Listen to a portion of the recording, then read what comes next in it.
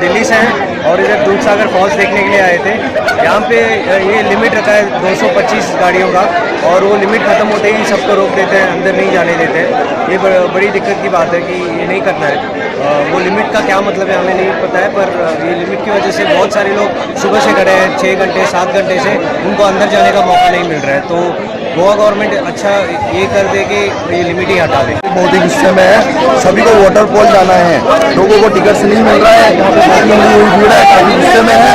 अभी देखो अंदर यहाँ पे टिकट का मगजमारी चल रहा है, अब देखते हैं कुछ देर में टिकट मिलता है या नहीं।